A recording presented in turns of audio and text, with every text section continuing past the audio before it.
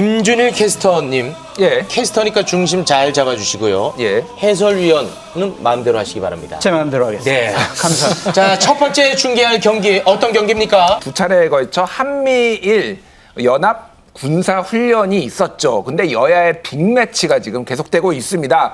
특히 이번 빅매치에서 특히 활약한 스트라이커가 있었는데 네. 단독 드리블 슛! 골인인지는 모르겠어요. 그러니까 바로 이재명 민주당 대표가 활약을 하고 있는데요. 네. 그동안 이재명 대표 수비에만 집중적으로 전념을 했는데 갑자기 최전방 스트라이커로 직접 본인이 네. 공을 몰고 나갔어요. 네.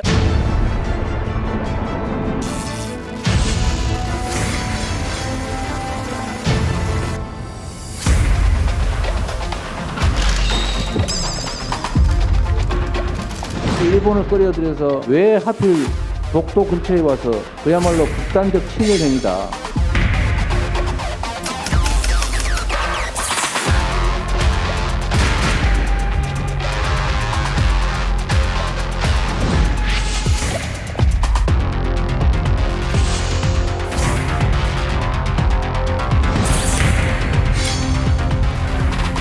한미일 군사동맹으로 가는 징검다리가 하나씩 놓아지는 느낌?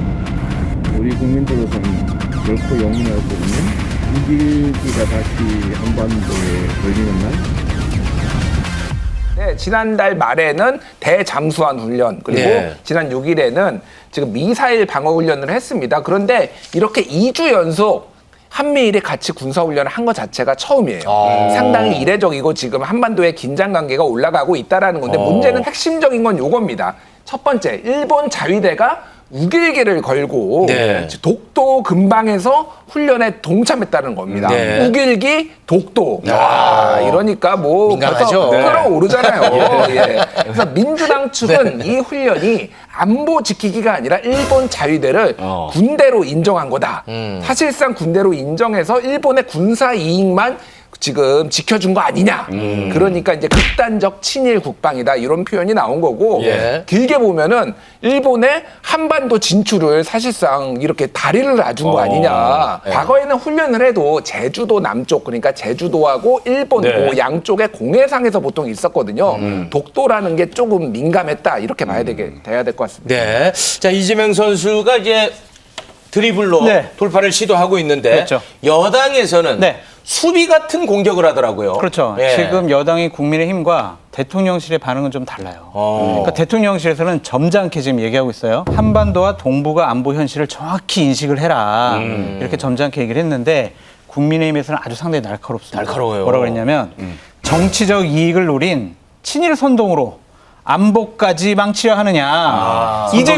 이재명 당신 사본 리스크 때문에 그걸 덮기 위해서 극단적인 친일 선동하는 거 아니냐. 이런 식으로 공격을 하고 있어요. 네. 왜냐하면 동해 공해상이거든요. 네. 독도에서 185km가 떨어져 있고 일본 본토에서는 한 125km 정도 떨어져 있어서 일본 쪽이 더 가깝다. 일본 쪽이 더 가깝다. 왜 독도가 가깝다 그러냐. 그리고 예전에 문재인 정권 하에서는 제주도 근해에서 두 번이나 이런 훈련하지 않았느냐. 그러면 제주도에서 우길기 날리는 거는 괜찮냐. 이런 식으로 공격을 하고 있는데 네. 저는 이 부분에 대해서는 대통령실과 여당도 좀 비판하고 싶습니다. 왜요? 왜냐하면 안보는 여당 야당이 없잖아요. 아, 그렇죠. 대한민국이잖아요. 그렇죠. 대한민국 국민을 위한 거잖아요. 네. 그러면 지금 어려워진 동북아 정세, 북한의 정세를 좀 안보실장이라든지 정무수석을 보내가지고 자세하게 설명하면 이런 이유 때문에. 이재명 당대표가 이런 얘기 안 할 거 아니에요. 극단적인 친일 논쟁 안 할 거 아닙니까? 그래서 저는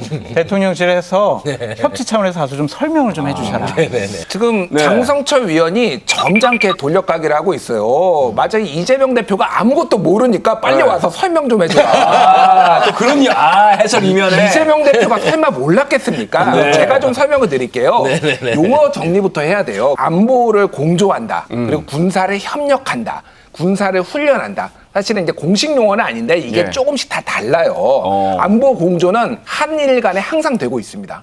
그런데 군사 협력은 종종 잘 되고 있고요. 네. 군사 훈련은 아주 제한적으로 되고 있어요. 그럼 기존에 있었던 것이 무엇이냐라고 하면은 사실상 군사 훈련이 아니다. 군사 협력에 가깝다라는 거예요. 2000년대 같은 경우에는 일본하고 한국이 독도 근처에서 구조 훈련을 한 적은 있습니다. 그거는 뭐 경찰들이 한 거예요. 그러니까. 근데 실질적으로 한미일 연합 훈련이 제대로 된 거는 2012년이었는데 그때는 예. 탐색, 구조, 해상 차단 작전이었고요. 그리고 2017년 4월에 대잠수함 훈련이 있었어요. 근데 2017년 4월이 박근혜 정부입니까? 문재인 정부입니까? 박근혜 정부. 말. 박근혜 대통령 탄핵당하고 문재인 정부가 들어서기 전이니까 사실상 권력 공백기였어요. 그러니까 군사훈련 최초로 한 건 2017년 4월이었다. 2017년 4월에 대잠수함 훈련이 있었다라는 거예요.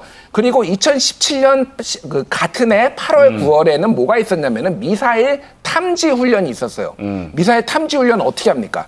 정보를 공유하는 거지 무슨 배가 엄청나게 가서 막 이렇게 시끄럽게 하는 게 아니거든요. 그러니까 사실상 이거는 군사 협력에 가까운 훈련이었다라는 거예요. 그래서 문재인 정부는 계속 한미일 군사 훈련은 이거는 안 하겠다라는 게 기본 스탠스였다라는 거예요. 그러니까 대잠수함 훈련은 5년 만에 재개가 됐다. 근데 그때는 문재인 정부도 아니고 박근혜 정부도 아닌 이상한 상황이었다. 5년 전에. 이렇게 알겠습니다. 이해하시면 되겠습니다. 지금과 과거는 조금 성격이 달랐다. 자, 이재명 선수가 사실 그 야당 대표임에도 불구하고 그동안에 강성 발언이 크게 나오지 않았거든요. 그렇죠. 근데 이번에는 왜 이렇게 강한 돌파를 시도했을 거라고 생각하십니까? 조급한 거죠. 조급? 왜? 네. 본인의 이름과 얼굴이 한동안 대략 한 열흘 정도 언론에서 사라졌어요. 이준석 나오고 윤석열 대통령 나오고 윤석 열차 나오고 이러다 보니까 본인이 안 나오니까 나 빨리 언론에 나와야 되겠다라는 조급증인 것 같고 또 하나는 친일 프레임은요. 그동안 민주당 계열에서 보수파 계열의 정당을 공격하는 하나의 중요한 수단이었어요. 이번엔 좀 실수한 것이 아닌가라는 좀 생각이 들어요. 북한 미사일 고도화됐잖아요. 지금 7차 핵실험 한다고 하잖아요.